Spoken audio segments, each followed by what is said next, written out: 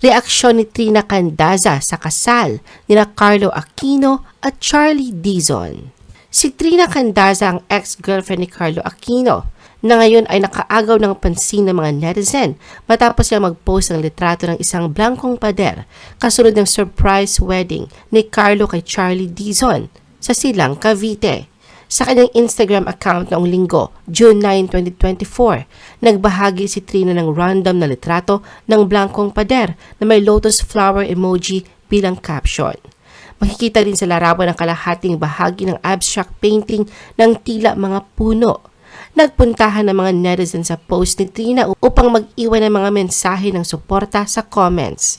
Ayon sa isang nagkomento, nang marinig niya ang pagpapakasal nina Carlo at Charlie, ang una niyang naisip ay si Trina at ang anak nito sa aktor.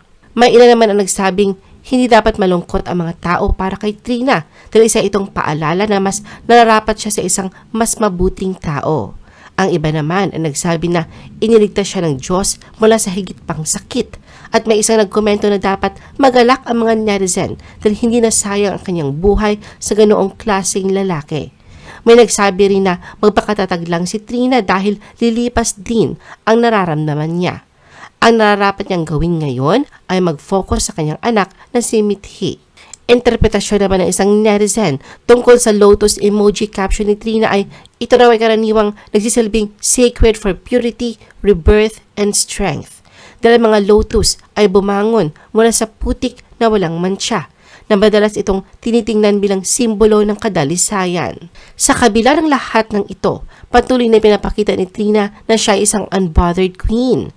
Sa mga sumunod niyang Instagram post, ibinahagi niya ang litrato ng kanyang sarili na namimili sa isang retail store at nag-e-enjoy sa paglangoy sa pool sa kanyang Instagram page. Patuloy na hindi siya naapektuhan ng balita tungkol sa surprise wedding nina Carlo at Charlie. Sa comment section ng mga post, patuloy pa rin ang pagdagsa ng mga mensaheng pag-aalala at pagsuporta mula sa netizens para kay Trina. Isang netizen ang nagpaalala kay Trina na magtatagumpay ang influencer sa hinaharap dahil deserve niya ang lahat ng mga gandang bagay na maibibigay ng buhay. May nagsabi rin kay Trina na ipagpapatuloy lang nito ang kanyang mga ginagawa ngayon, na kahit nasasaktan ay nagagawa pa rin itong gumiti at nagiging matatag. Pinuri rin ito si Trina sa kagandahan nito, hindi lang sa pisikal, kundi maging sa kaloob-looban ng puso nito.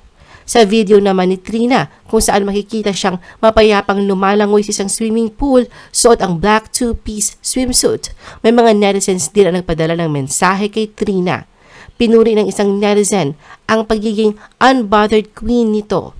Nag-iwan din ng isang heartwarming message ang isang netizen at sinabing, "When God takes someone out of your life, it's because He has someone better in store for you." Isang mahabang mensahe naman ang iniwan ng isa niyang follower. Anya, alam niyang nararamdaman niya ang lungkot ni Trina para kay Mithi, pero sana ay malaman nito na mayroon siyang ina katulad niya, na siya nagpagtanggol at ang lakas ni Mithi. Siya rin ang best friend ng anak. Proud din siya sa kanya dahil sa kanyang pagiging matatag para rito. Hiniling din niya na sana ay huwag damdamin ni Trina ang kanyang sarili dahil may mas karapat-dapat para sa kanya. Lubos din niyang ikinasaya ang malaman na unti-unting gumagaling si Trina mula sa lahat ng sakit sa nakaraan. Sinigurado rin niya na andito lang palagi ang mga fans at followers na tulad niya para kay Trina na laging nakasuporta. Samantala sa isang turn of events, inilaunch naman ni Trina ang bagong produkto mula sa kanyang perfume line, ang Eno Parfums, sa araw mismo ng kasal nina Carlo at Charlie. Sa isang Instagram story, nag-repost si Trina ng isang product advertisement ng kanyang kumpanya na binanggit sa caption na June is the month of weddings. Create memories with Eno Parfum. Kalakip ang bride emoji at may mga pabango na iniakma para sa mga bride-to-be.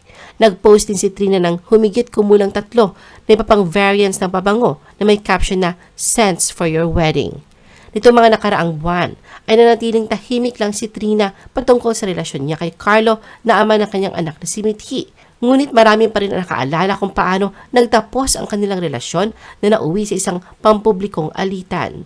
Naalala pa ng lahat ng kumpirmahin ni Carlo na getting to know pa sila ni Charlie noon at ang pagbabahagi ni Trina ng sunod-sunod na cryptic posts sa Facebook. Dahil dito, naging usap-usapan si Trina sa social media habang pinopromote din ang kanyang perfume line. Pabango muna tayo para bumango naman, ihip ng hangin, kaliwaan, pag-iiwan ng pamilya Ngunit noong October 2023, inihayag ni Trina na nakipagsundo na siya sa kanyang nakaraan at pinag-usapan kung paano niya nababalanse ang pagiging ina at ang pagpapatakbo ng kanyang mga negosyo. Naghiwalay sina Trina at Carlo noong December 2021 at may anak silang babae na si Enola Mithi.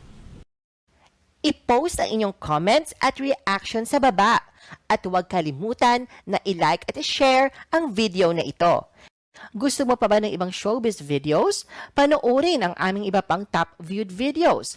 Para sa aming mga YouTube viewers, pumunta lang sa description ng video na ito o i-click ang link sa itaas ng screen. Para naman sa mga Facebook viewers, ay maaari ninyong hanapin ang mga link sa comment section ng video. I-follow nyo din kami sa Facebook at mag-subscribe sa aming YouTube channel. Thanks for watching!